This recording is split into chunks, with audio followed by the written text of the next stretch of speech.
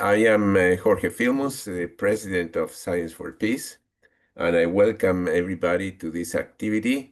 I want to remind everybody that today in Canada is the National Day for Truth and Reconciliation, and that Science for Peace stands firm behind the principles that have established this National Day of Truth and Reconciliation with our indigenous people. I also want to remind everybody that Science for Peace stands for the abolition of nuclear weapons, for the peaceful resolution of conflicts within countries. We stand also for the reduction of military expenditures and for the decarbonization of our economy.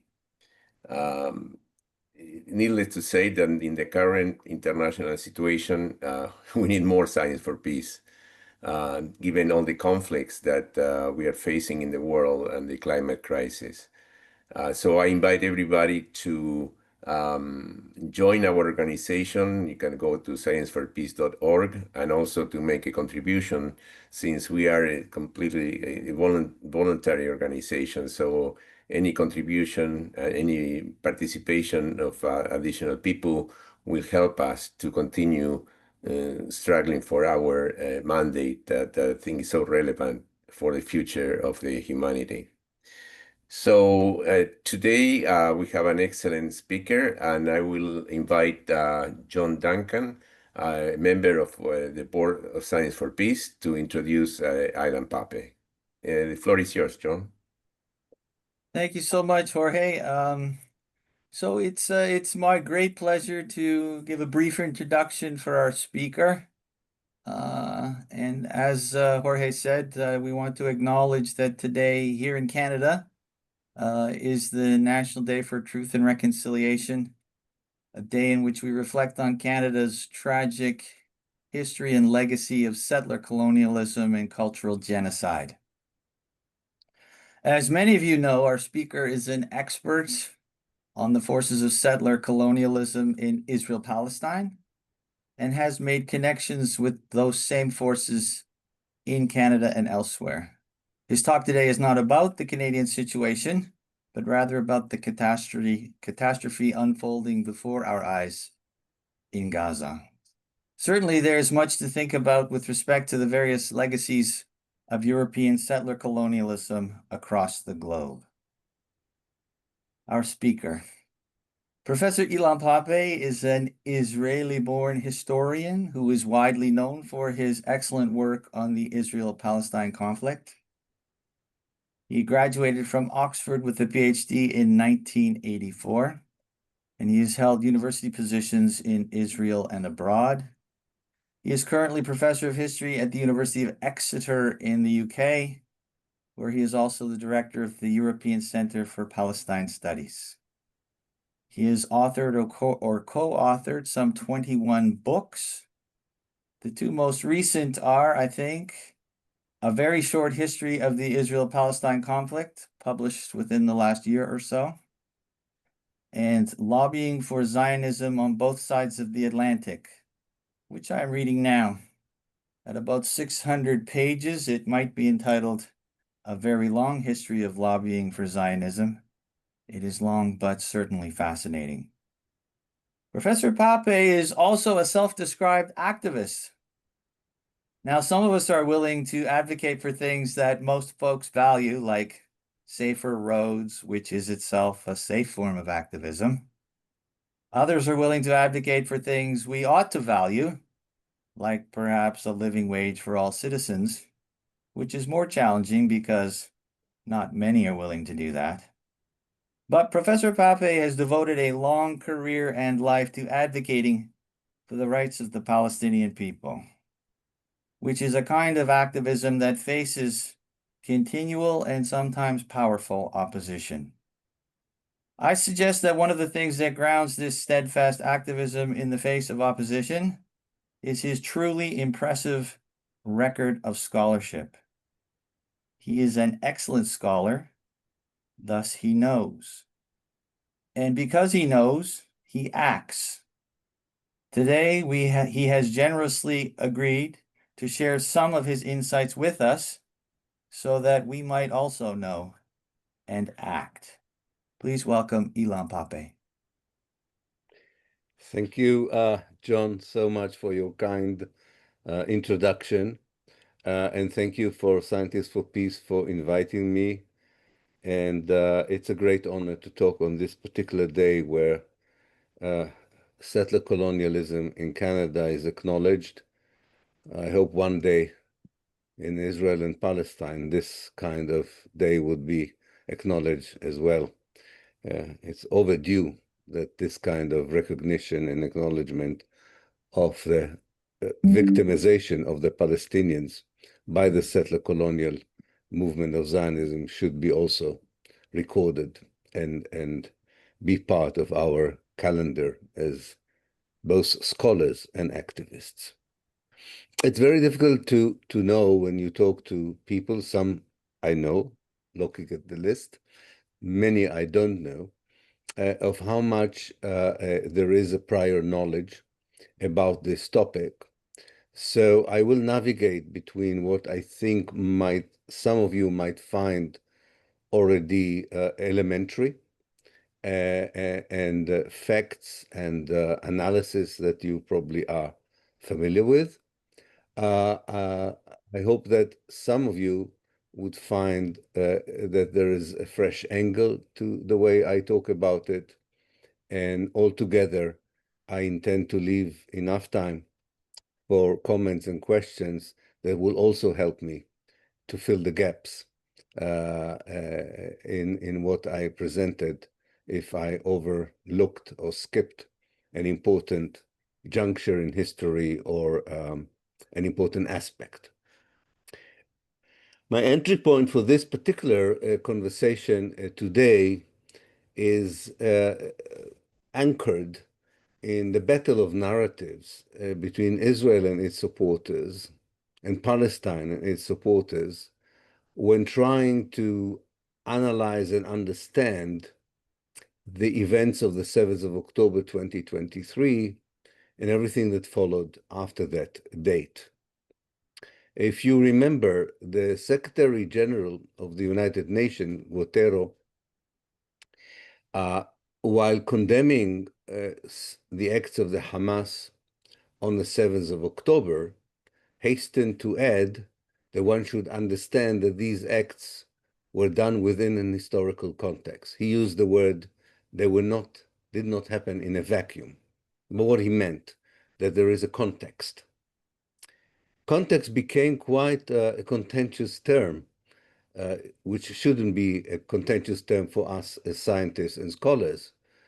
But academics and academic institutions that insisted that in order to contribute to the discussion about what happened and in order to help people understand what happened, those academics and institutions and also journalists who insisted that there is a context for the 7th of October were immediately condemned by Israel as anti-Semites and Holocaust deniers, which is also the criticism Israel directed at the Secretary General of the United Nations for stating that the events of the 7th of October did not happen in a vacuum.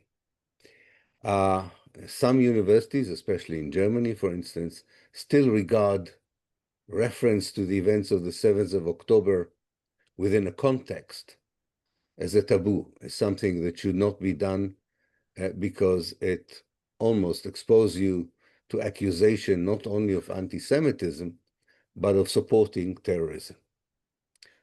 Thank God this is not something that occurs everywhere in our academic world, but it's definitely the essence of the Israeli campaign when it is directed to knowledge production and scholarly discussions on Palestine and Israel in the light of what happened in the last 2 years.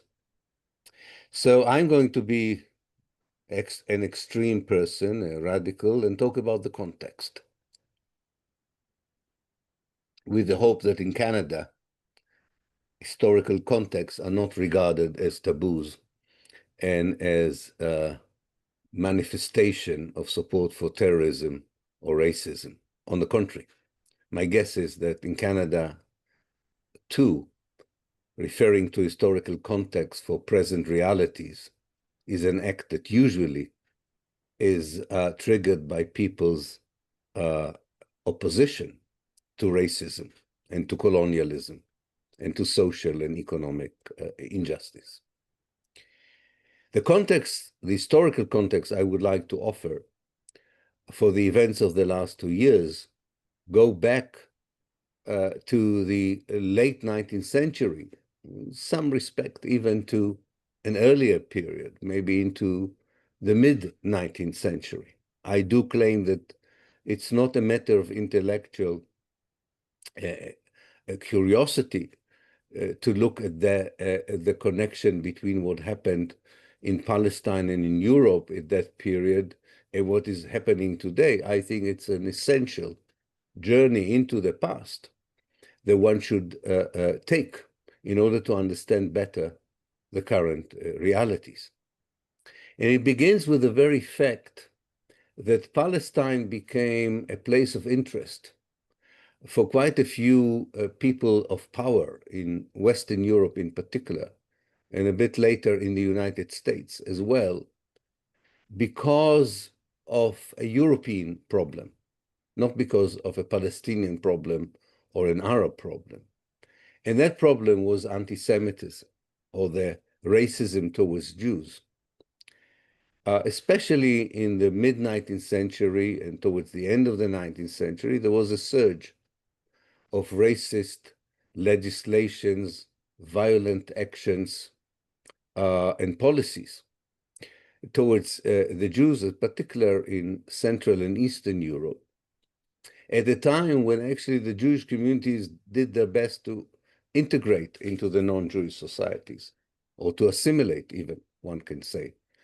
At a time when Enlightenment actually created an ideological and moral infrastructure for a society that wanted to cherish equality, democracy, and liberties. And yet, at that very time, actually, there was an increase, a surge of anti-Semitism rather than a decrease. That had a lot to do with also the rise of nationalism at that part of the world in that particular period.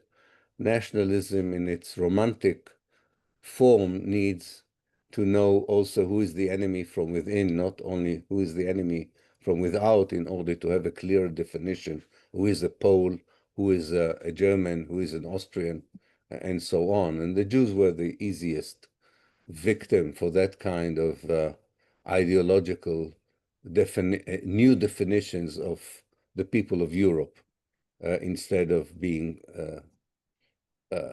subjects of empires or parts of kingdoms.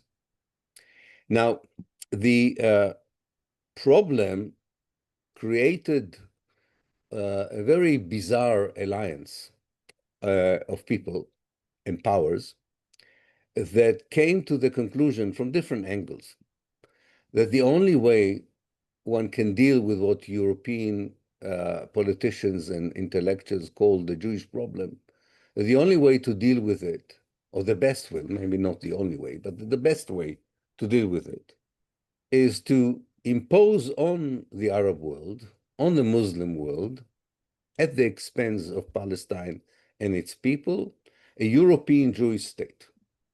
So the Jews can still be Europeans, but not in Europe, outside of Europe. This reminds us of such similar project of settler colonialism when outcasts in Europe in earlier periods were unwelcome in Europe and wanted to recreate a Europe instead of the Europe they didn't want them, and usually did it in places where other people already live, indigenous native people. And like in the case of Palestine, the encounter with the indigenous people was motivated by what the late scholar of settler colonialism, Patrick Wolf, called the logic of the elimination of the native. in order to rebuild a Europe instead of the Europe that doesn't want you, if you choose a place where someone else has already lived, you have to remove that person, those people, by genociding them, by ethnically cleansing. The means varied according to the location and the period. But that particular alliance that believed that the best solution for the European problem of racism toward Judaism lies in Palestine, had a very impressive ideological and theological scaffolding. Christian Zionists, evangelical Christians, thought that actually this is not just a solution for racism against Jews. This may precipitate the second coming of the Messiah, the resurrection of the dead, the end of time. Some Jewish intellectuals had a similar messianic visions.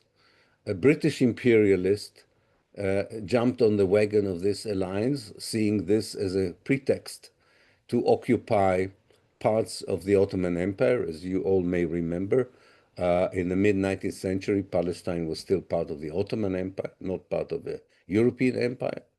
And the other kind of more smaller groups of interest joined the alliance.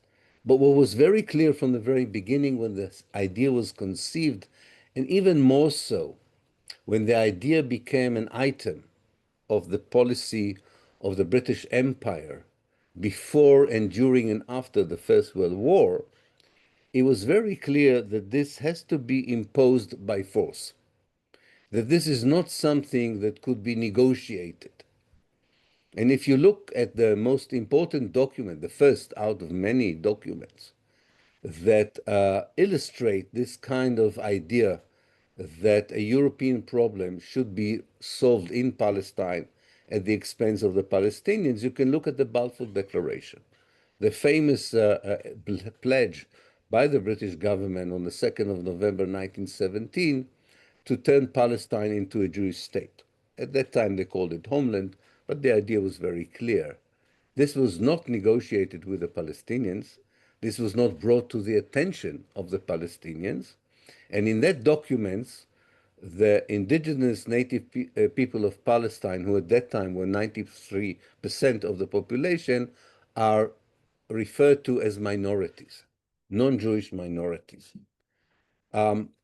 This is important because history sometimes has strategic formative moments that lie the foundations of scholarly thinking, strategic thinking, that make it very difficult to liberate yourself from them later on, unless you are willing to rock the boat, so to speak, unless you are willing to challenge 10 years, 20 years, later on 50 or 60 years of imperial inertia or diplomatic inertia.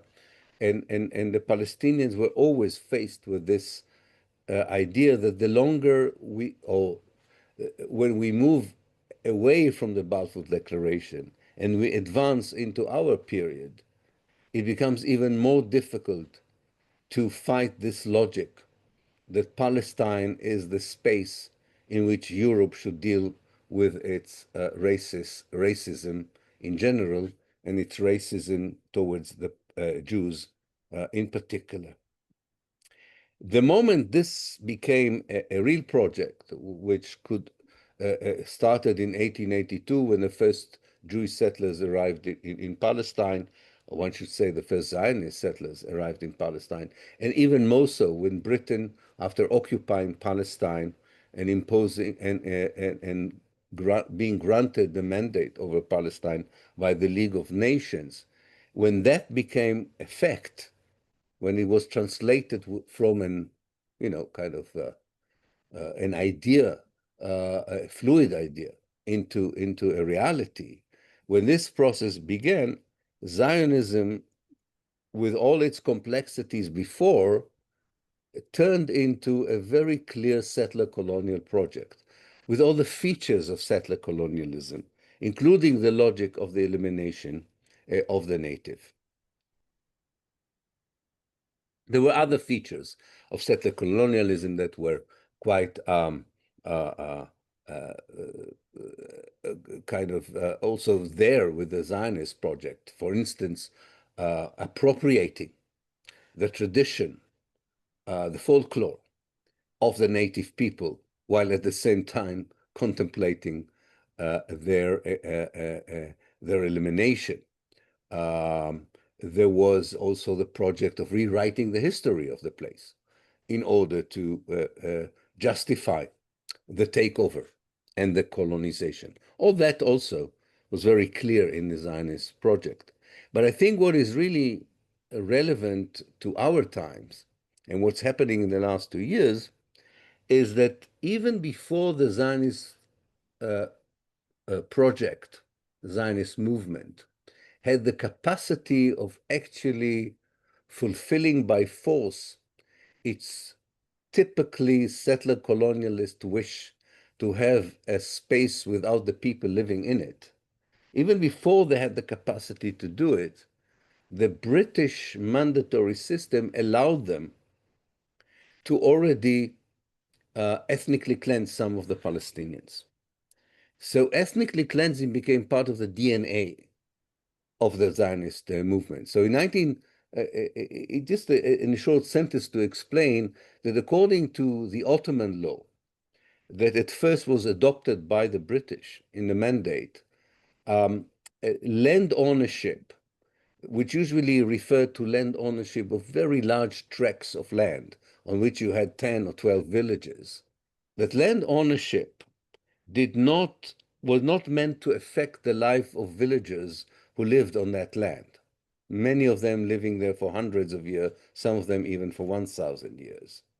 The change of ownership changed patterns of taxation and so on and relationship, but never led to the uprooting of the villages. The Zionist movement demanded from the British to change this practice. And in 1926, succeeded in convincing the British mandate authorities that after the Zionist movement bought large tracts of lands in Palestine from absentee landlords who lived in Beirut, in Lebanon, that the villages on these lands, which had been there for hundreds of years, should be evicted because there's a new owner of the land. And that was the first wave of ethnic cleansing. Now, of course, when the Zionist movement had the capacity to do the same on a much larger magnitude in 1948, because of the particular circumstances, 3 years after the Holocaust, after the British decided to leave Palestine, and after the Zionist movement was able, under the mandate, to build military power, diplomatic power, economic power, the mini ethnic cleansing of 1926 became a maximum, a kind of a maxi ethnic cleansing of 1948. And within 9 months, in the year of 1948, partly at the beginning under the watchful eyes of the British, who were still responsible for law and order in Palestine until May 1948, and partly after the British left, when some of the Arab governments were sending armies to try and salvage the Palestinians. Nonetheless, with all these obstacles for the Zionist movement, it was able, within 9 months, to expel half of Palestine's population, to destroy half of the Palestinian villages, 500 out of 1,000, destroy most of the urban centers of Palestine, which actually they did when Britain was still responsible for law and order and before the Arab armies entered Palestine. Most of the towns were destroyed and de-Arabized. And plant trees or build Jewish settlements on the ruins of these villages in order to erase them. What I called in my book, The Ethnic Cleansing of Palestine, a project of memoricide. By the way, planting European trees, hoping that this would change also the ecological panorama for the Jews from Europe, who would feel more at home with European pine trees instead of the beautiful Mediterranean ecological scene that the Zionist movement had quite destroyed ever since 1948. The context of 48 is important, not just because of this partial success of the ethnic cleansing, because if you only succeed in expelling half of the people, then this is an incomplete ethnic cleansing.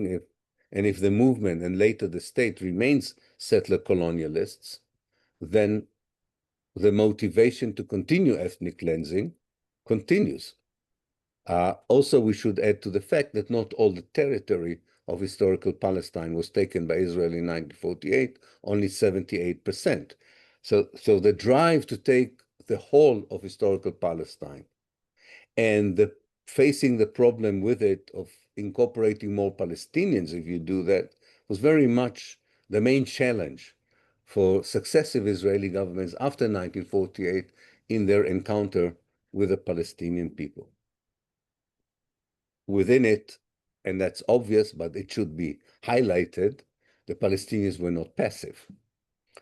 They resisted every attempt to ethnically cleanse them, every attempt to uproot them, every attempt to expel them from the labor market in the mandatory period, and later to destroy their lives after 48.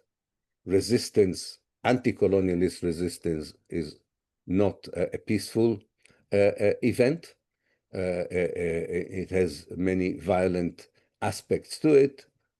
The anti-colonialist violence, of course, creates a justification in the eyes of the colonizer, the occupier, to even escalate more its own violent actions against the population. And we can see this pattern happening in the Gaza Strip in the last 2 years.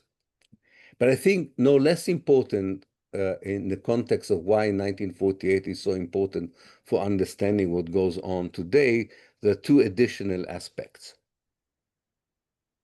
One is the international community reaction to the ethnic cleansing of Palestine in 1948. This was not an event that people were not aware of.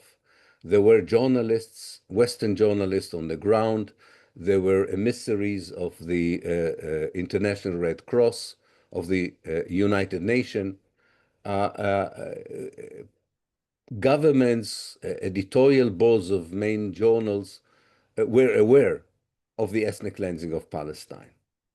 And yet they decided, or the Western political elites decided to tolerate this ethnic cleansing. They more or less acted on this maxim that what they are witnessing is a small injustice to correct a much larger injustice. Again, this very weird idea that the Palestinians should pay the price for centuries of European anti-Semitism, as if they have anything to do with that. But the message was clear to the Israelis, that you have an exceptional status, even in a world that in 1948 produces the Declaration of Human Rights, builds the first institution of international justice. All this is not relevant for you, the Israelis, because you are representing the ultimate victims of the 20th centuries, the Jews of Europe that were genocided by the Nazis and their allies. This is something that is important because, and I'm telling you this as someone who was born in Israel and is a product, undoubtedly a very flawed product of the Israeli educational system, but nonetheless someone who was processed through that educational system. I don't think they're very proud of the end product in this case, but nonetheless, it is something that I know from going through all the stages, how important is this as a message through the educational system. Namely that, I would put it that what happened to us in the Holocaust almost gives us free license to do whatever we want to the Palestinians. And that is a very important message that comes through the educational system, the cultural system, the media, the political system. Very relevant to what goes on in Gaza today. The second aspect, which is very important, is to remember that the Gaza Strip did not exist before 1948. The strip itself, this rectangular space that you can see on the map of 260 square kilometers, is the product of the ethnic cleansing of Palestine, which the Palestinians call the Nakba, the catastrophe. It was created by Israel because the Israeli policy was to expel Palestinians into neighboring Arab countries. So Palestinians in the north were expelled to Lebanon and Syria. Those in the center were expelled towards Jordan. Those in the center and south were supposed to be expelled into the Sinai Peninsula, which was part of Egypt. But Egypt closed its borders. It did not allow refugees to enter Egypt. So in order to solve this problem, under the leadership of the Israeli Prime Minister at the time, David Ben-Gurion, it was decided to take 2% of historical Palestine and make it a mega refugee camp into which Israel pushed hundreds of thousands of Palestinians from the center and south of Palestine.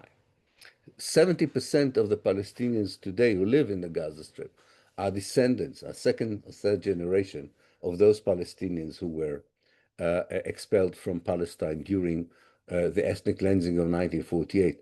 Many of them, in the last wave of expulsion, come from villages that were destroyed between 48 and 1950, and on whose ruins some of the settlement that the Hamas attacked on 7th of October were established. Now, this is the 48 context, which should be added to this early Zionist project that I mentioned at the beginning of my conversation. So 48 has this very important relevance to what goes on. Now, of course, when you move in time and you get nearer to our period, the context becomes even clearer.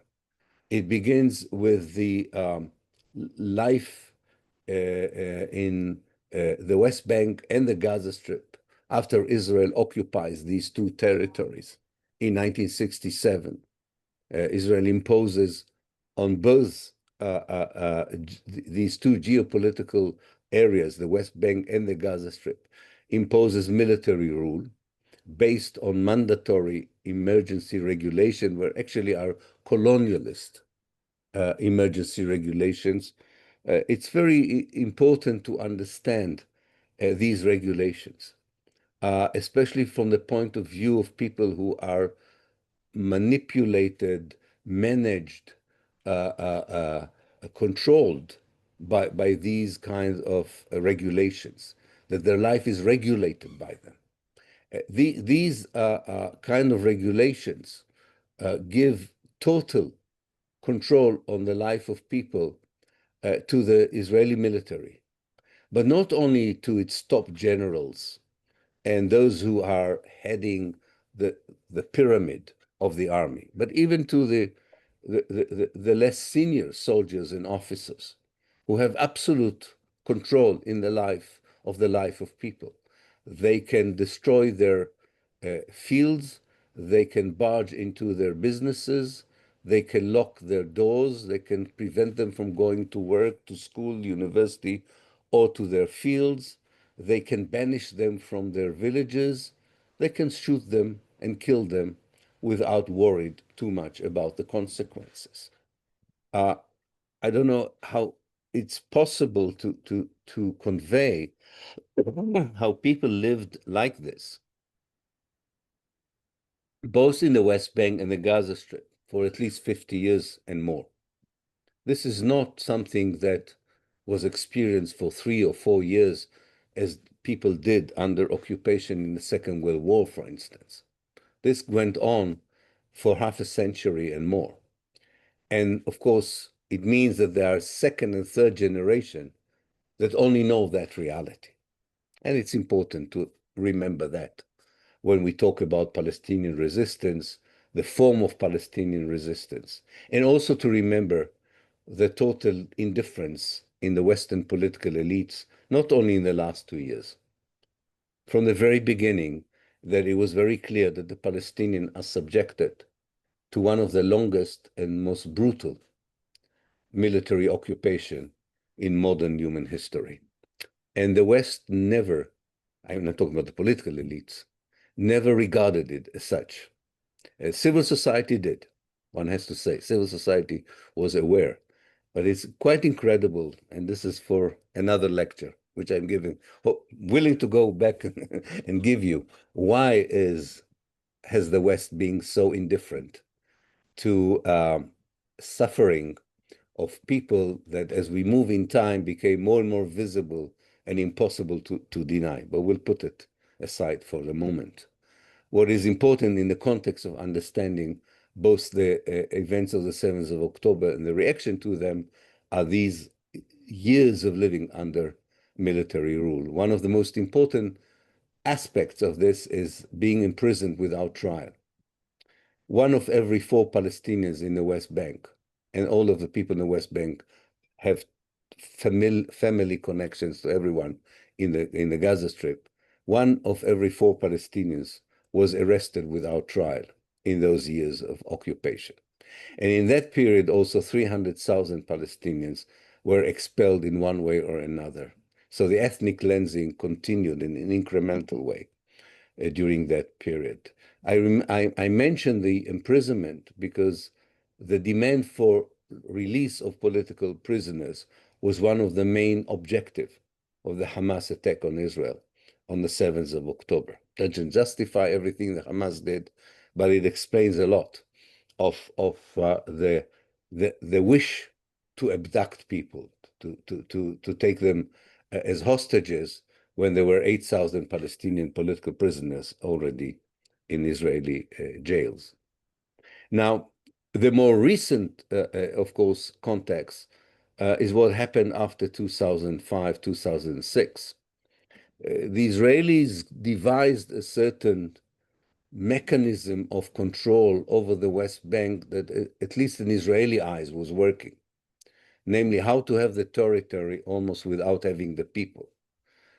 So you have for 56, 57 years, Palestinians living in the West Bank without basic civil rights and human rights, but without being massively expelled. And throughout intervention from the outside, gaining some autonomy in running their own affairs under accords such as the Oslo Accord in 1993, but not more than that. Not more than that, while the Israelis still are the masters of the land through their military structures and military legal system. This was, and of course, a very important aspect of having control of the West Bank is allowing a massive Jewish colonization of the West Bank. By the time we reach 2023, there are already 800,000 Jewish settlers in the West Bank. And they're not living in small colonies. They have urban sprawls that they inhabited, ever since they arrived there. And these settlements are used to bisect, to enclave, and to put pressure on the population to leave. They are not just a fulfillment of a messianic wish to resettle the biblical land of Israel. They are part of the structure of oppression, of ethnic cleansing and colonization. Now, this didn't work in the Gaza Strip. It didn't work in the Gaza Strip for 2 main reasons. One, Jewish settlers did not go in large numbers to the Gaza Strip. Only 5,000 did. And secondly, Gaza has, and there's a DNA there probably, of resistance, which is far more formidable than in any part of Palestine or in any part of the Palestinian society. That resistance began as a left-wing resistance, and then it turned to be a political Islamic resistance, led by movements such as the Hamas and the Islamic Jihad. And that kind of resistance led to the idea of the late Israeli Prime Minister Ariel Sharon that if you cannot control the Gaza Strip from within as you can the West Bank, you should control it from the outside. So he evicted the settlers and imposed a siege on the Gaza Strip. And that siege became even more tight when, and after democratic elections, the people of Gaza decided that Hamas and not the traditional Fatah movement would represent them in a new government in the Gaza Strip. So there was a punitive reaction by Israel, encouraged by the West, to really turn the original siege into into a blockade that controlled people's food, medicine, and livelihood.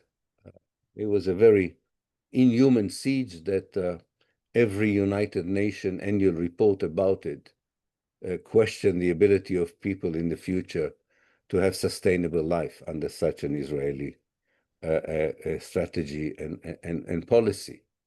And the resistance of the Palestinians was translated into launching missiles into Israel, trying to abduct soldiers to create a prisoner swap.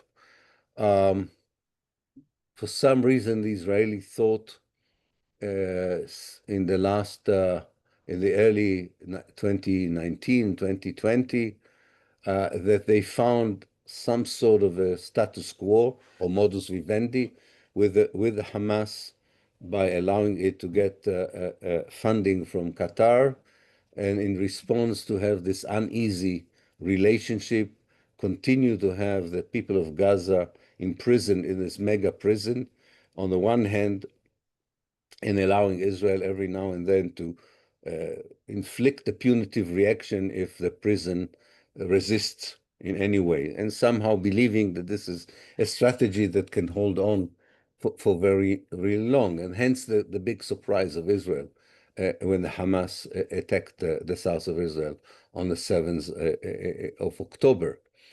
People who were watching this, I think, were not that surprised by what happened. It was clear that this is not an existence people can really tolerate for too long.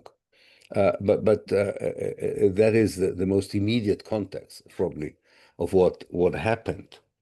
And I think it is important to understand, and with this I'm coming near to my opening remarks, is to understand that this dynamics between the resistance on the one hand and the counter-resistance, or as scholars like to call it, counter-insurgency. What a desperate resistance does, it allows the colonizer, the occupier, to believe that the resistance gives a justification to escalate its own methods in order to achieve the same objective that hasn't changed from the very beginning of the inception of the Zionist movement, to have as much of historical Palestine as possible, with as few Palestinians as possible. So I don't think the genocide of Gaza in the last 2 years is an emotional Israeli revengeful reaction. I think it's a very structured strategy that uses the 7th of October as a pretext to escalate methods of ethnic cleansing and upgrade them, so to speak, to genocidal policies, to try and see whether, if Gaza is such a problem, maybe it can be wiped out, even if 2 million people live there.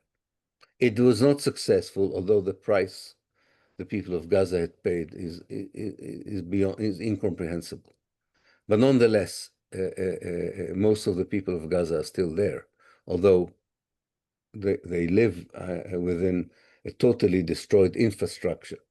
And it's very difficult to see how they will survive if, hopefully, at least the military operation would come to an halt.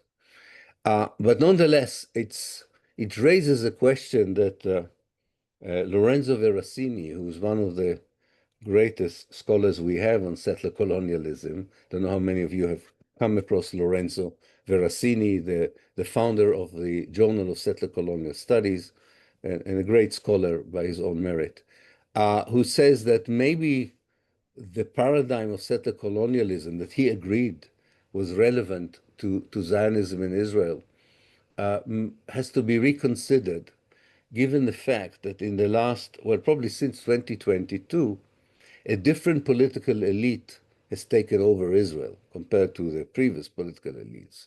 One that has very strong messianic elements in it, and where elimination is much more than just incremental ethnic cleansing and so on. this messianic belief that they are living through an historical moment which would allow them to do everything that was not allowed, or even they had themselves self-inhibitions of doing in previous years. And maybe that's a different paradigm altogether. Time will tell whether this very ominous analysis of his is valid or not. But what I do think is clear that it's quite incredible for an historian like myself to watch it and see that the very essence of the problem, its moral aspects, its immoral aspects in many ways, its impractical aspects in many ways, are still with us today, 2025. And yet, the conversation in mainstream academia, in mainstream media, and definitely in mainstream politics, in particular in the West and the global North, is totally ignoring this problem. It's like in medical terms, it keeps insisting that the only things that needs treatment are the symptoms, not the illness itself. So I think I'll stop here before I lose my voice anyway. And very happy to hear your comments, your questions. Thank you. All right. Thank you so much. That was a wonderful talk. Please, folks, if you want to make a comment or ask a question, raise your hand with the hand function after everyone finishes clapping.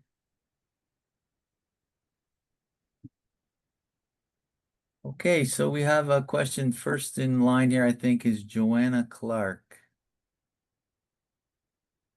Can you unmute? Yes. There you go. Hello, Ilan.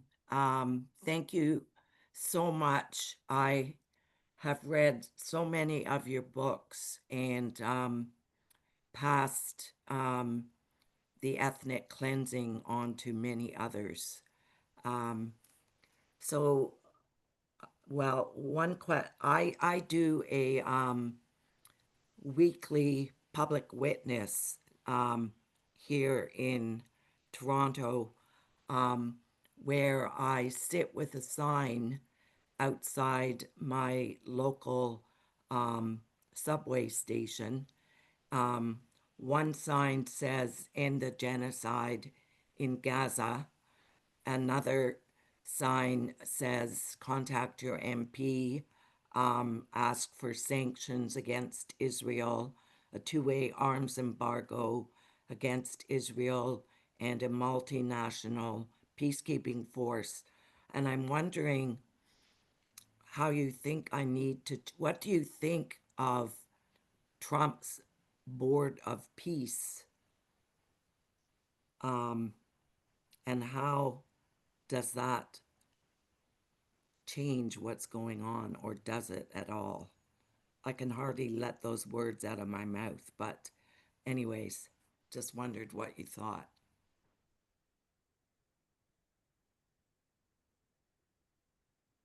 Not easy to predict. I think that Netanyahu and Trump believe that they were very clever in suggesting to the Hamas a kind of a deal that it would find very difficult to accept. Although I do think that pragmatically, the Hamas would react by saying, we are willing to negotiate on this as the basis, and hopefully it will bring in at least a lull in the genocide, if not something more permanent.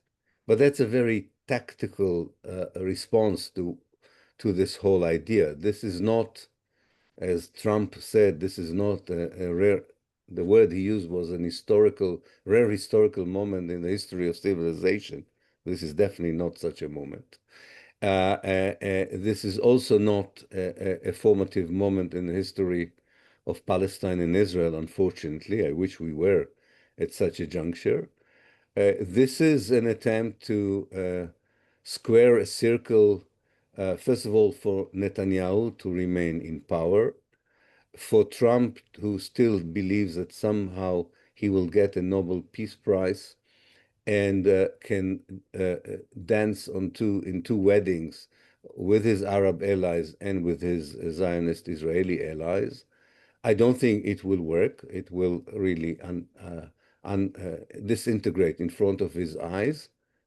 It doesn't mean that, as I said, temporarily it can, and I hope for the sake of the people in Gaza, that this would happen. But we are still in the bed, in a dark chapter in the history of modern Palestine. This meeting in the White House does not end what is undoubtedly the darkest chapter in the history of Palestine and the Palestinians, but I do believe it's the end of this chapter. This is not great news for people in Gaza because an end of chapter might take a bit of time, but no, this is not a transformative moment.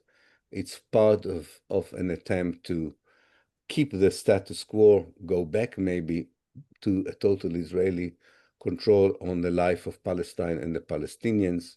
This would be resisted, even if Arab regimes collaborate with this, and there will be a need to rethink and open the discussion of really what should be done in order to bring an end to this 120 years of Palestinian suffering and victimization.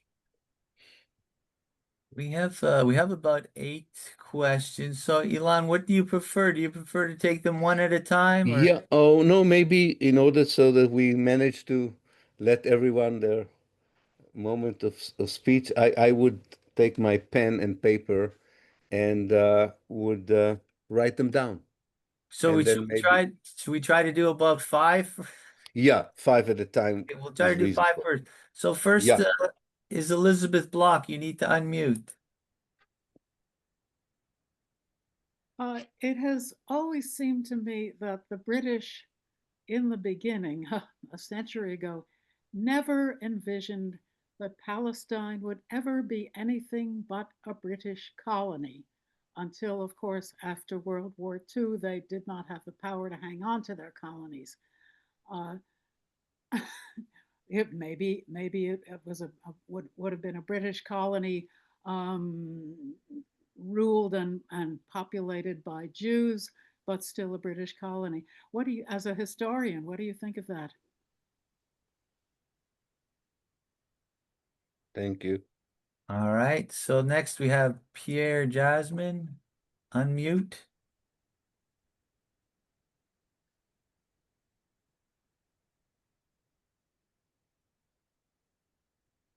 Bonjour, merci Monsieur Pappé.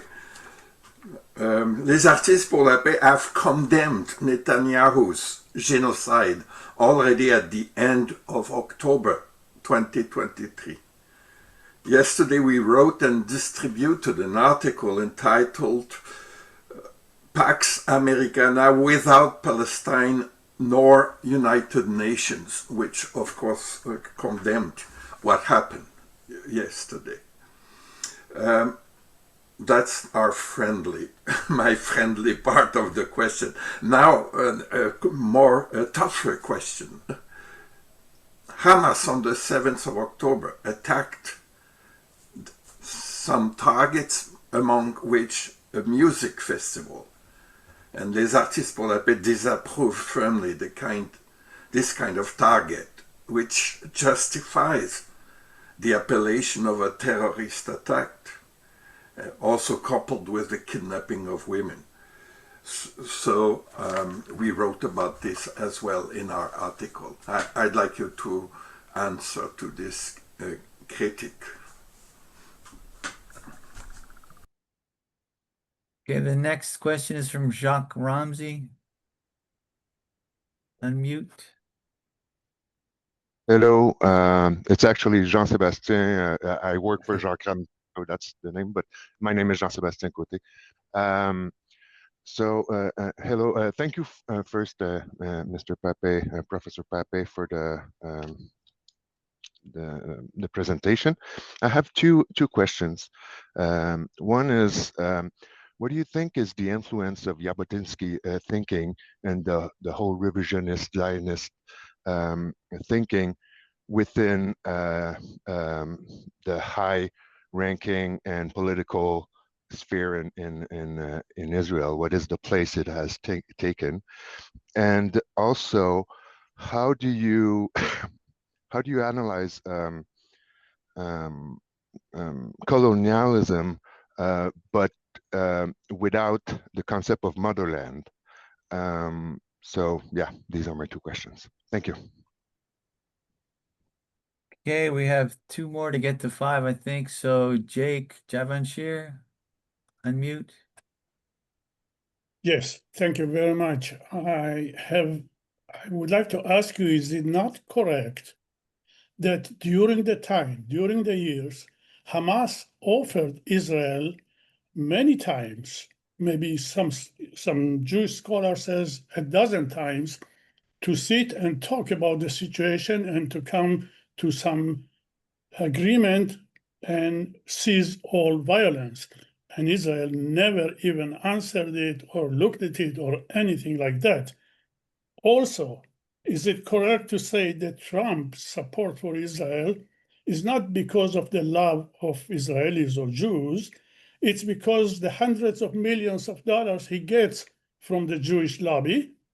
And also, if he goes against Israel, he will lose also the evangelical support. In that case, he will lose totally all his power. Thank you. Okay, final question, Fariha Khan. Can you unmute, please? Yes, hi, Ilan. Thank you so much. Really appreciate every time you come and speak about this subject. I have met you in person at USAM event earlier this year, and it was a singular honor to meet you.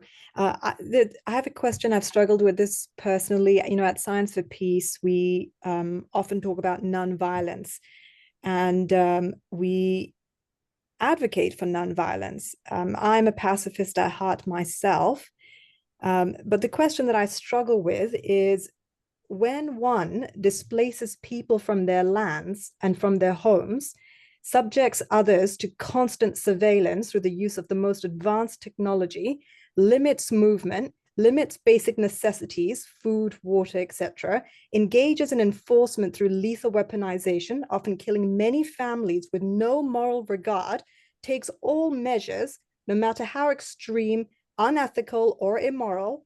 When one treats international laws and norms in a marginal manner, how do you expect the oppressed to react? Yeah. All right, so that's about five, and there's about 10 more. So let's see if we can get through these five. Please go ahead. Okay. Thank you. So let's start with Elizabeth. I think basically you're right, at least until the end of the Second World War. Britain hoped that it could maintain its empire in the Middle East. It also hoped that it could maintain its control over India, and things are connected.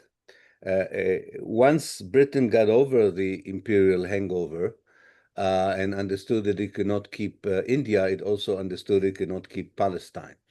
And after all, it was a unilateral British decision to leave Palestine in February 1947. So I think you're right about up to 1945. By the way, there was always a discussion within the British administration whether having a British Palestine means having an Arab British Palestine or a Jewish British Palestine. Not all the British officials thought that the best way to serve British interests was by a Jewish Palestine.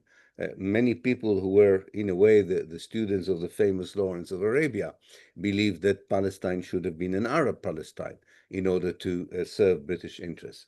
All of that, of course, became irrelevant the moment Britain woke up after the Second World War to discover that it's not an empire anymore, and there are other superpowers running the world. But after that moment, yes, I do think so, and yet they allowed an exceptional existence for the Zionist settlers that did not allow to the Palestinian settlers, to the Palestinian people. They allowed the Zionists to build military capacity, a state within a state, higher education system, and so on, which they did not allow the Palestinian population. So there was a different treatment on the ground, which contributed and made Britain complicit in the catastrophe that the Zionist movement inflicted on the Palestinian people. Pierre, Hamas attack on the music festival and the abduction of women and also a baby, one baby. Yes, definitely, this is not acceptable. I think that we hope that we're judging according to international law and the laws of war, everyone, whether it is the colonizer or the anti-colonial power. And what is important is the context. The context means that violations of international law, atrocities, terrorist acts of a liberation movement does not invalidate the objective of the liberation. The FLN in Algeria massacred in 1962 settlers and their families in the city of Oran. Nobody said because of that the Algerians did not have the right to expel the French and to end the French colonial rule. And a lot of the anti-colonialist movement have chapters like this in their struggle. Unfortunately, decolonization is not a walk in the park. It's not a pharmaceutical, clinical approach. It is messy. It is violent. And the sooner you end the colonialism, the less likely you're going to see scenes like we have seen on the 7th of October. So I think a constructive criticism here is warranted, condemnation is warranted, but not to fall into the trap that because of that, you invalidate the right of the Palestinians both to defend themselves and to liberate their homeland. Jean Sebastian, the influence of Jabotinsky, well, I think you have to realize, Jean Sebastian, that even the Jabotinsky heritage, which was bad enough as far as the Palestinians were concerned, his whole idea of an iron wall and his willingness only to grant individual rights but not collective rights to the Palestinians in the future Jewish state, is not the predominant ideology of Israel today. He is not the important guy here. The important people for understanding Israel of 2025 are two rabbis, a father and a son, going by the family name of Cook. They are the ones who are now informing Israeli ideology. They are the ones who believe it's a religious imperative to take over not only Palestine, historical Palestine, that is Israel, the West Bank, and the Gaza Strip, but beyond, Jordan, part of Syria, part of Lebanon. They are the ones who believe that Palestinians should be expelled and uprooted as a religious imperative, as a messianic vision. So Jabotinsky was bad enough, but he's not relevant anymore. Not to mention that the ideologues of the labor Zionist movement are not relevant anymore. No, the world, especially the indifferent Western world, would have to decide how does it deal with what I call the state of Judea. That's the state that replaced the state of Israel. How does it deal with it? Because they always found an excuse not to deal with it, saying there is peace around the corner, the Palestinians are to be blamed, there is a peace camp in Israel. All this is irrelevant information. So what does the world do now? That's the big question. That's the big question. But first of all, you have to convince the political elites of the West that this is the correct analysis. You also asked about colonialism without the mother country. That's why we, not I, but those who brought to our attention the paradigm of settler colonialism made the distinction between colonialism and settler colonialism. Classical colonialism has a mother country. Settler colonialism is a movement of European outcasts, usually, that use the empire to have a foothold, but then fight the empire. That's why the American War of Independence is not against the Native Americans. It's against the British Empire. The Boer War in South Africa is not against the Africans. It's against the British Empire. The Israeli War of Independence is described a war also against the British. So you don't need a mother country. You just needed to have a foothold, as the Zionist movement needed the British Empire. But from 1942, the Zionist leadership described Britain as an enemy of the Zionist movement because it did not evict Palestine as the Zionist movement wanted it to do. So there is a difference, a clear difference between settler colonialism and colonialism. Also in the sense that colonialism wants to exploit the natives, whereas settler colonialism wants to eliminate them. That's a big difference. Now, Jacques, Hamas offered to negotiate. Yes, I think you're right. Historically, I don't think Hamas offered a total peace, but it offered a known concept in Islam called Hudna, which is a long armistice agreement in which you are allowed to negotiate about the future. So yes, there were exit points. Not only this, if Israel would have allowed proper elections to take place in the West Bank and the Gaza Strip, my guess is they would have had a unity Hamas-Fatah government to negotiate with. But of course, Israel didn't want that. And it's always good to remember, Hamas enjoyed a very strong Israeli support when it began, because Israel didn't like the secular leftist Palestinian leadership. That's very important to remind ourselves historically.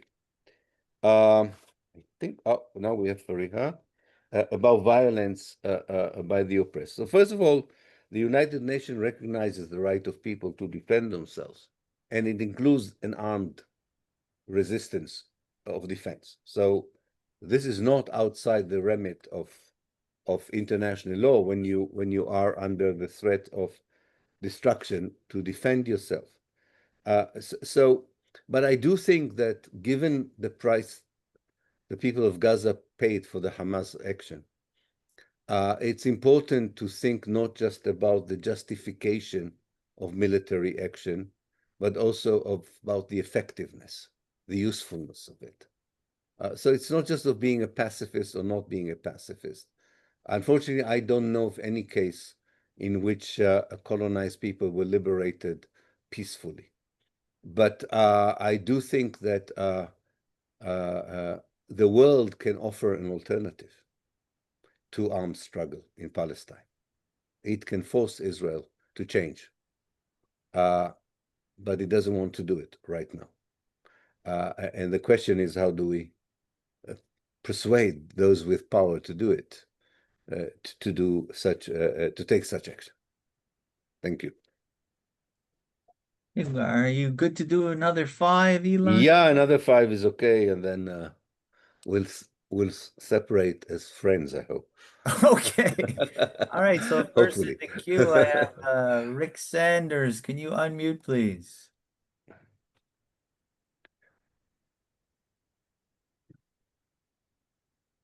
I think we don't have control right now.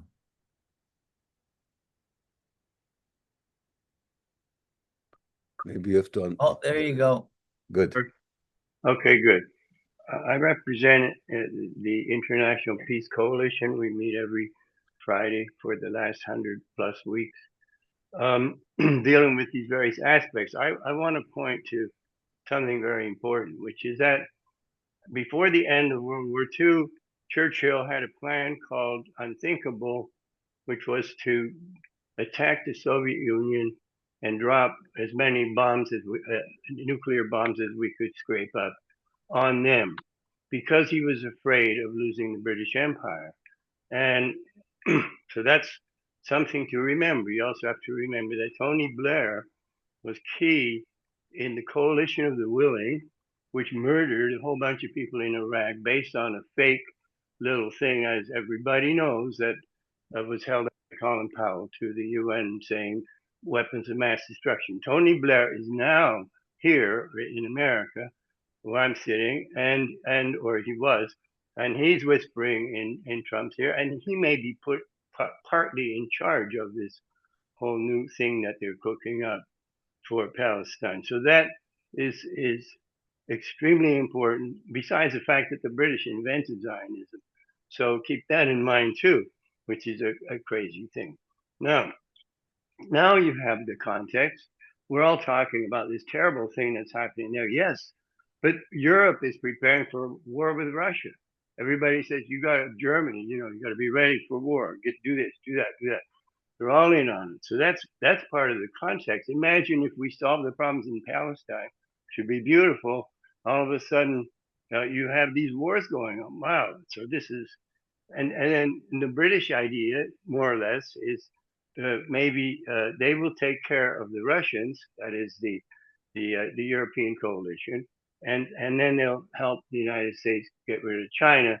And then everybody will be happy forever after, except that we'll have a nuclear war. So I think it's really important to look at the context of what they're doing. This is like a chess game or something like that, where these things have to be looked at very carefully.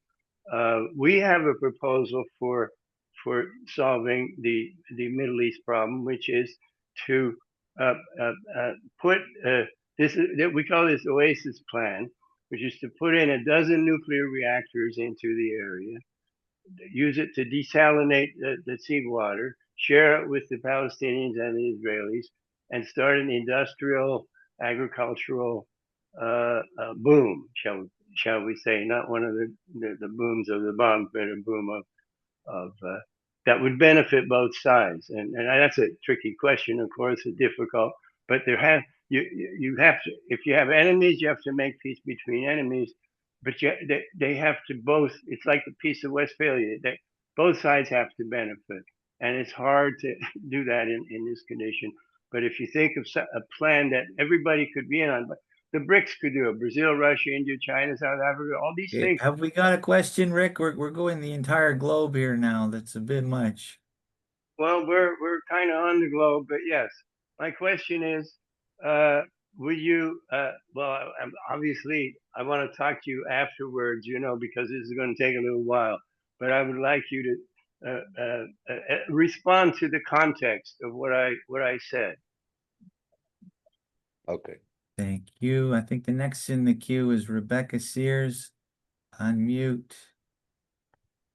Hi, thanks so much. Thanks so much, Dr. Pappé. I heard about your work first through your former PhD student, Jeremy Wildeman. He's a good friend of mine and highly recommends you. Yeah, just I have many questions, but I'll start with just looking at, so we have countries like Canada and the UK and others who have now all of a sudden decided to recognize the state of Palestine. And they're also very stuck in this belief that the only solution going forward is the two-state solution. So I would like to know what, your thoughts on that. And also if there's particular areas that we should be speaking to our politicians about in the UK and Canada and others to make real change on this issue. Thank you. Yeah. Okay, next in the queue, I see Mohi Agha. I'm not sure I'm pronouncing it right. Go ahead. Hi, this is Moji Agha or Mushtaba Agha Mohammadi. I am so honored and so proud of you, Professor Pappé. Thank you. I've been following your writings and listening to you for decades. I'm an Iranian American peace and human rights and democracy and Mother Earth activist.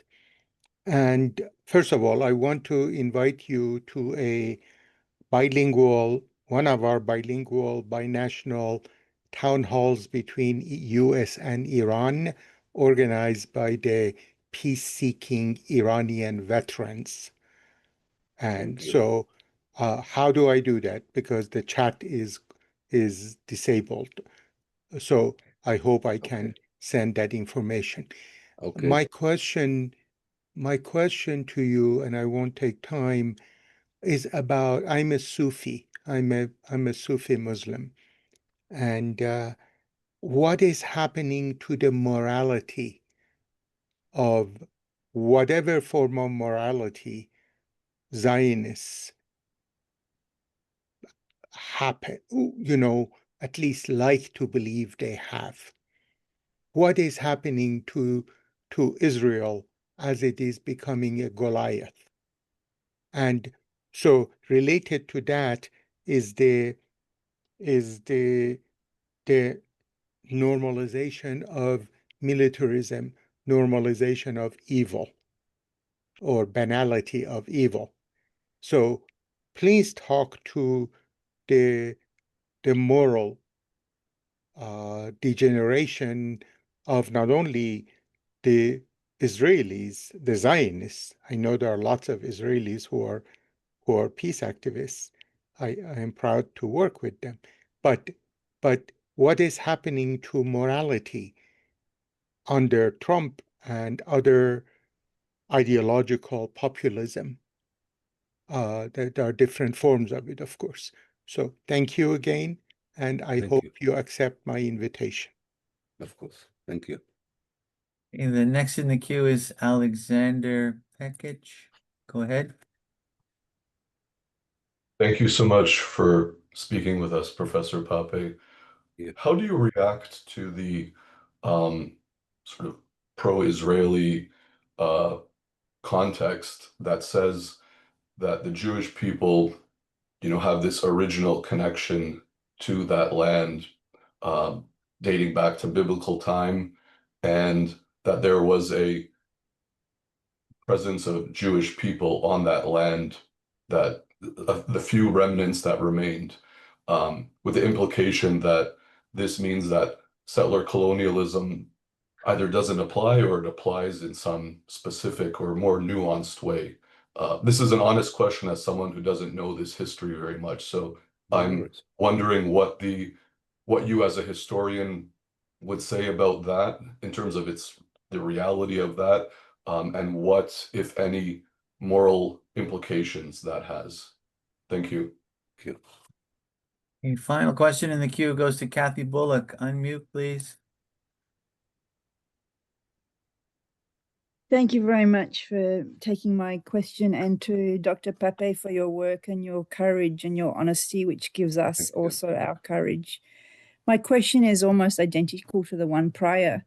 In Canada last year, the man who we thought was going to become Prime Minister, except that Trump came in and mucked that up, Pierre Poilievre, he was giving a speech at a rally in Mississauga, which is near Toronto, where he talked about the Jewish people as the indigenous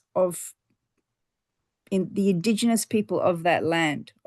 I don't remember if he used the word Palestine, but I would be interested in hearing what your thoughts are on this idea of the Jews as the indigenous people of that land. So then it makes the settler colonial paradigm different. Thank you. Okay, thank you. Thank you all for your question. Let's begin with Rick.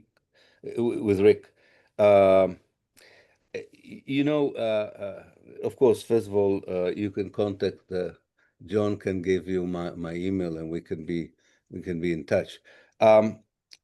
Before we suggest any kind of new ideas to the Palestinians, I want to make a comment here, because most of what you said was a comment. There was no question, and I agree.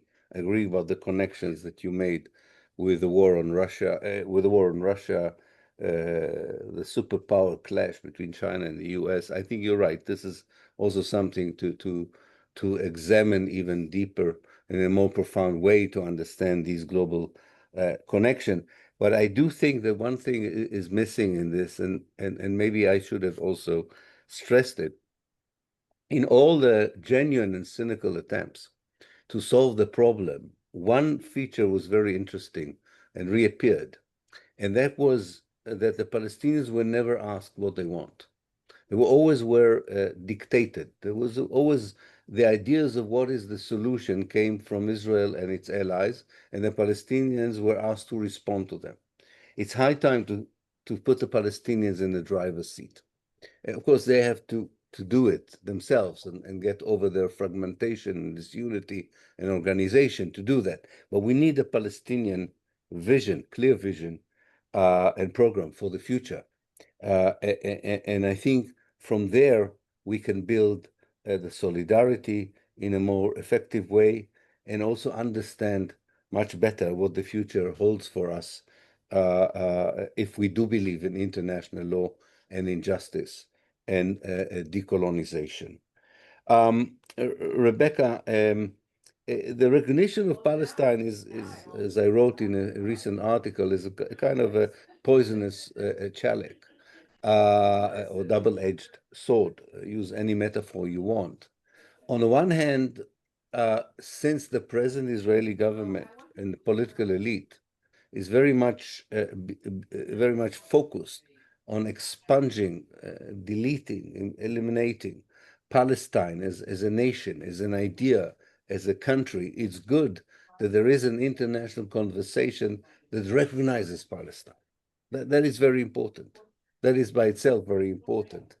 And it also shows that despite of the American intransigence, Canada and Europe were willing to at least challenge some of the American assumptions of what should be the future.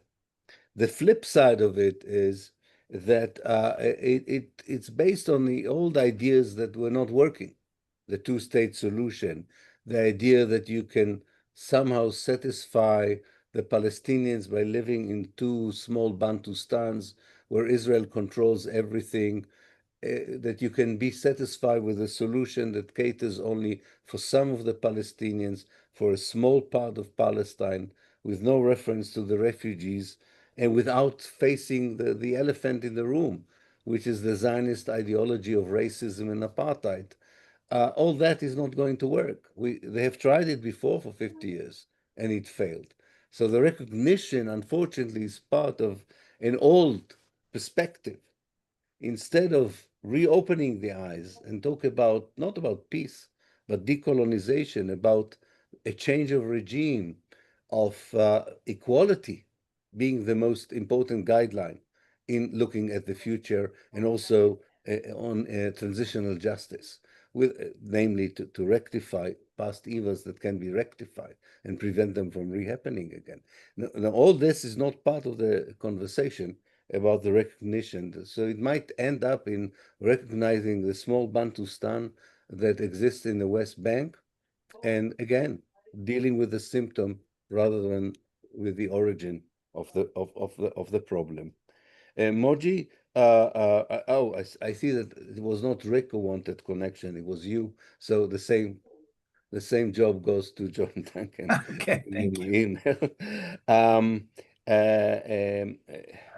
Well, you're right about moral degeneration. You know, in 1999, I wrote an article in which I examined the Israeli educational system, the official one. And I was horrified.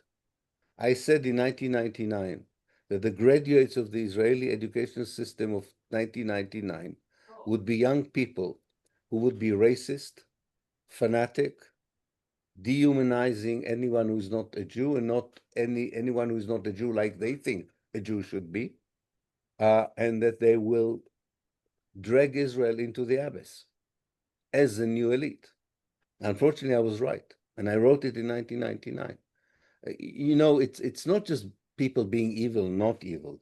It's education, it's indoctrination, it's power for the sake of power of political elites that doesn't create alternatives. So Israel is, as I said in a previous reply, I think we saw a transformation of the state of Israel being swallowed by what I call the state of Judea, the state of the settlers that was born in the Jewish settlements in the West Bank, a coalition of messianic, theocratic, and cynical politicians like Netanyahu, who are really a threat, not only to the Palestinians, but to the Middle East as a whole. And they are motivated, especially the messianic sections in them, by this idea that this is the moment of rupture, very much like Christian Zionists talk about Armageddon. That's the moment of rupture. They wanted the war with Iran because that is even better than Gaza. That's even a much more impressive implosion. You have to take, Trump in his good moments thinks that he's a good businessman and that conflicts like this can be solved like a business problem. Ideology is far more important than money here, much more important than money. And therefore, you need, and there is a way of dealing with fanatic ideologies that destroy everything in the way. The world has done it before, but it should think about the situation in Palestine in a similar way. Alexander, no, it's a perfectly legitimate question, but nobody denies that the Jewish religion has a strong affinity to Palestine, as does Christianity, as does Islam. The whole idea, this ridiculous idea that I could come to your home, I don't know where you live, in Canada, and say to you, listen, man, I used to live in your house 2,000 years ago, and therefore you have to give me at least half of your house, is illogical and immoral. The fact that Jews lived in Roman Palestine is true. But this does not justify the colonization of Palestine and its dispossession, and therefore it is a settler colonial project of elimination of the native. By the way, probably, not that I think it's that important, probably the natives of Palestine are the Jews of Roman Palestine, because most of the serious historians know that the Roman practice was not to expel whole population. They only expelled elites. You can read it in the book by Shlomo Zander, The Invention of the Jewish People. They expelled the elites, not the people. And these people were Jews, then converted to Christianity, then converted to Islam. Some stayed Jews, some stayed Christians. This whole history of 2,000 years is not relevant to the right of people to come from Europe and dispossess people who lived there for more than 1,000 years. It's not important whether this narrative is correct or not, and I think there are many holes, academic holes in this narrative. But the important thing, what do you do in the name of this narrative? Can you, in the name of a narrative that says, I have an affinity to a place, a religious affinity to a place, or I used to live, or my people used to live there 2,000 years ago, can you, in the name of this narrative, dispossess and then eliminate native indigenous people? Look at the language of the people who came to the United States and Canada and South America. They also used religion to justify what they were doing. Or the people who went to Africa as colonizers. Zionism is not that exceptional as we think about that. Manipulating a text which is a moral text, a spiritual text, the Bible, and claiming that this is an historical document. The Bible is not an historical document. It tells you about a relationship between the faithful and God. But of course, Zionists, by the way, most of them did not believe in God. We're using this to say God promised them something someone they don't believe in promised them the Holy Land because they knew it worked very well with Christian Zionists. This is really something that has to be refuted and debunked. What matters is what the Zionist movement did in the last 120 years, which is a project of dispossession, which is very similar to project of dispossession of settler colonial projects elsewhere. And Kathy, I think that this is the same thing. I mean, every settler colonial project has its own particular features.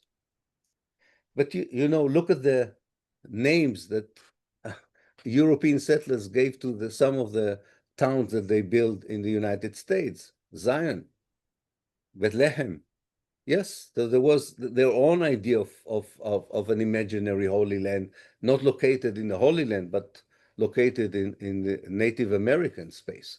So yes, it's important to acknowledge that a connection, and the Palestinians never denied that connection. Even the PLO Charter, it recognizes the affinity of Jews as one of the monotheistic religions to Palestine. What does this to do with building a Jewish state with the help of an empire at the expense of the people of Palestine who deserved their own self-determination, independence, like the Iraqis, like the Syrians, like the Egyptians? Why did they have to give up on their homeland? Because Europe was unable to treat anti-Semitism. This has nothing to do with the Bible and the affinity. This was built as a justification. That is something, there's a difference between building a pretext and the reason. Now, John, if I have another minute, I want to tell you a story which is 93% true. Okay. Okay, a very short one about the Jews always lived in Palestine. It's true, but like in a like a film based on true story, I add something for the dramatization. Okay, but basically it's a true story. In 1937, the British sent an inquiry commission, the Peel Commission, to try and find a solution after the great Arab revolt against British policy and the Zionist project. And before the arrival of that Peel Committee, David Ben-Gurion, the leader of the Zionist community in Palestine, called the most important historian, Ben Zion Dinur. In those days, he still called himself Dinburg, and said to him, I need your help as an historian, and I want you to gather a group of historians. I have a project for you. So the very famous historian asked him, what would you like me to do?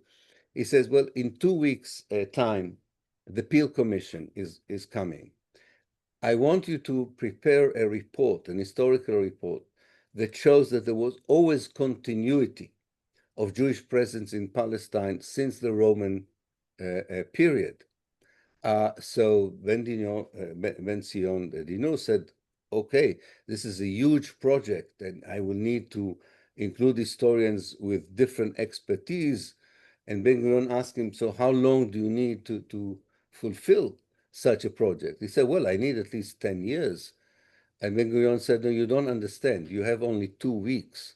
So I want you to say that there was a Jewish continuity in Palestine.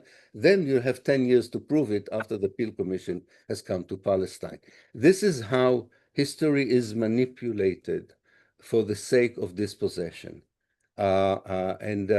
Narratives are subjectives, and it's fine to have them if people want to believe. If people in Greece want to believe that they are the descendants of the ancient Greeks, or the Italians want to believe that they are the descendants of the ancient Romans, and some of the Lebanese want to think that they are the descendants of the Phoenicians, it's all fine. The problem is not with the narrative. The problem is what do you do in the name of the narrative. And that's the problem. And I would end by saying that all in all, we have a certain level of politicians and politics today where morality and knowledge and education doesn't seem to be very important to them. They're much more self-centered and care about their own careers and use populism for this. And that kind of politics is good for Israel. But I think that any moment when these kind of politics are challenged by going back to the ideas that politics do represent moral values and justice is a good moment for the Palestinians. So I think fighting against injustice in Canada is fighting against injustice in Palestine. I hope we are all be able to see the end of this dark moment, not only in the history of Palestine. There's so many other parts of the world that are right now not in a very good moment. And Palestine is the epicenter, I think, and Gaza is the epicenter of both what is wrong today with the world and all that can be better in the world. And that's why millions of people are now identifying with Palestine like never before. And that's why the most cynical elites are siding with the enemies of justice, equality, and freedom in Palestine. Thank you so much for having me. I'm sorry for all those of you who haven't been able to ask questions. Do use John Duncan to get my email. I'm very, very happy to answer questions and comments through direct correspondence. Thank you. Okay, I see a lot of applause, and I just want to say I think we've had a wonderful experience with a fascinating scholar, a committed activist, and also a gracious, helpful, and friendly guest speaker, which is a real treat. And so thank you so much, Ilan, for joining us. And thanks to everyone who came out. And I guess I'm accepting emails to pass them on. Yes, sorry. That's On okay. you. There's always room for more emails. Okay. All right. Thank you. I'm going to wrap Thank you it so up. much. Bye-bye. Bye-bye. Thank you. Bye.